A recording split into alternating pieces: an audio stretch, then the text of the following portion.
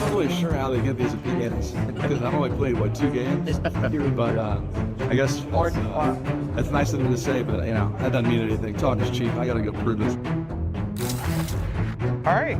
Arch's talk is cheap, he says. Dog, how you feeling about that? Well, first off, I like the quote. It's a good quote. Remember the 2 games last year that he played well in Mississippi State, who was awful. I think it was Louisiana Monroe, Paul. It was one of those, that didn't do anything, and he had great games. When I saw him play in snippets, I wasn't blown away, and so I got to see a lot more. And they play Ohio State on Labor Day weekend in Columbus. National championship, Ohio State, national champions. We'll get a little feel there.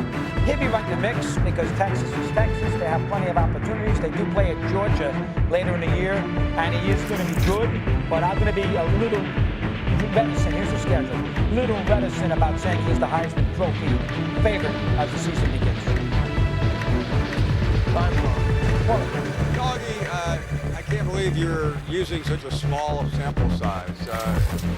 The expectations on Arch Manning have nothing whatsoever to do with last year. Of course he didn't play very much. You know what? He should have played more, and had he played more, it's very possible that Texas would be the defending champion right now instead of Ohio State, because Quinn Ewers was awful.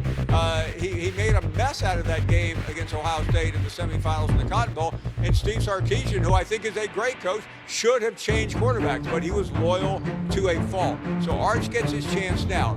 Yeah, he was panicky at times because it was his first opportunity, but he's a great student. Is that because he's a Manning? No, that's what Steve Sarkisian told me yesterday. Nobody is better prepared. Nobody has been studying the game longer. He texts every day with Archie Manning. You may have heard of him, dog. That's back in your day and mine.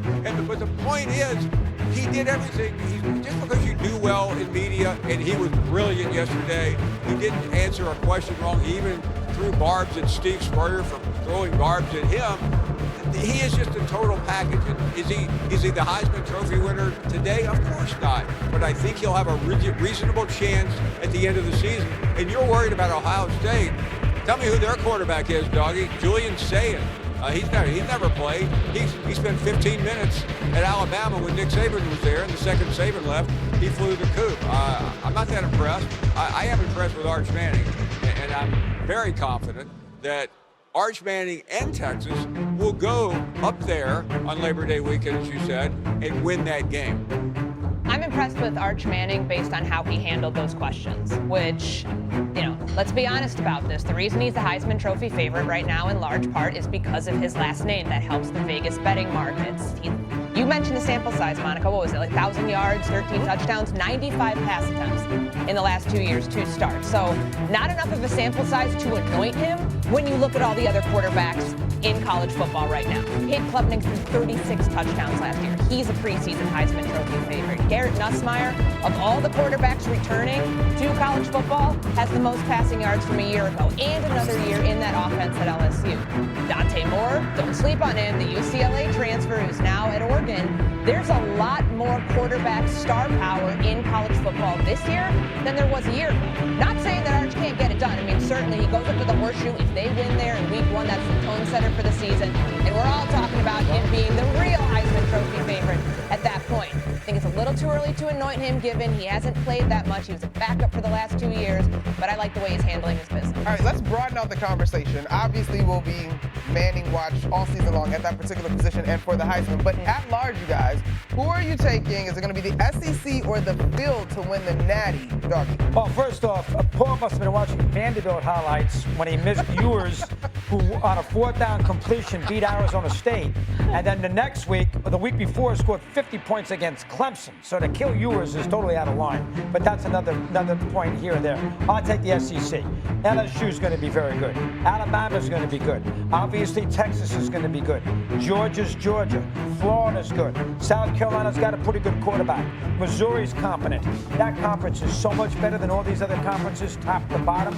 So at the end of the day, I'll go SEC instead of anybody else. I'll take SEC. Copy that. Courtney. Not just my Big Ten bias here, but I am going the field because I think that beyond Ohio State, Penn State, a team that has its 2 running backs, 1,000-yard rushers from a year ago, they're back, Drew Aller's back. That's 2 teams right there. And you can look at teams like Oregon, Clemson, and can we not forget about Notre Dame, the team that kicked my Indiana Hoosiers out of the CFP last year that was in the national championship game. Speaking of Heisman Trophy favorites, they might have one in Jeremiah Love this year. Their star running back.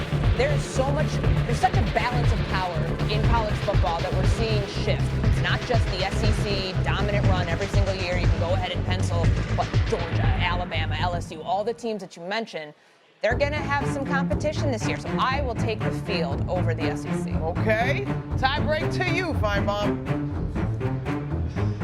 Well, of course I'm here at SEC Media Days, and of course I'm going to take the SEC. And it's not because of location. It's because of what Doggy said. He actually got this right. The SEC has so many opportunities. Certainly Texas has the best. But I just got through sitting next to Kalen DeBoer. You may remember him, Doggy. He's the Alabama coach. He's the guy who replaced Saban. He has a team that's very capable. He got a much better chance this year than last year when he completely blew up the season with 4 losses. But you mentioned LSU. They're under a lot of pressure in week 1, but Nussmeier might be #1 in the draft come next April. And yes, nobody's forgotten Georgia. They're capable. I don't think they're quite up to the standard, but Georgia has been preseason #1 for a couple of years. And all this talk about the Big Ten dominance, first of all, if Georgia had not blown the game against Alabama 2 years ago across the street from where I am, they would have beaten Michigan. That's not even in question because by then Michigan was no longer able to steal signs and they wouldn't have been able to win the game against a really quality team. So here's where we are. There's a lot of variables, but you will never go broke betting on the SEC to win the national championship. Yeah, that seems safe. But okay, so with that in mind, we got 2 for the SEC, and then Courtney obviously has the field. What team in college football is under the most pressure to actually pull it off and win it all? Well, I'm going to put winning it all is a little strong because I don't think they're going to do that. But I think Lincoln Riley at USC needs a good year. Good year is Final Four? A good year is, be very competitive, be in the mix for a playoff, have some big wins. His defense has been bad. The quarterback left. He's got the new quarterback in there who played very well. But it's Southern California. They got Otani there. They got Luka there. They want big stars. He has not done a great job these last 2 years, defensively specifically. Mr. Finebaum and I have thought about Riley a lot. I'm going to point it to a coach more than a team. I think Lincoln Riley at USC needs to turn around and have a big season. That would be semifinal, not Final Four. Finebaum, who you got? Doggy, you said Lincoln Riley hasn't been very good the last couple of years. He's been terrible. I don't know what you've been watching. His last year and the year before were fraudulent, and if it wasn't for about an $80 or $90 million buyout, he should have already been gone. But he has another chance, according to Doggy. My guy is James Franklin in Penn State. A lot of people think they have the best team in the country. They were turning everybody, and they made it to the semifinals last year, and they had a 10-point lead against Notre Dame, and they should have won the game. But guess what happened, Doggy? James Franklin got in the way of his team winning. He made some idiotic decisions. So I think with the best team that Franklin has had at Penn State, he better do something other than blow a big game, which is pretty much his middle name. Yeah, my theme is kind of similar to Paul's here, like coaches who can get their teams to about 10 wins and then not do anything with it. So I think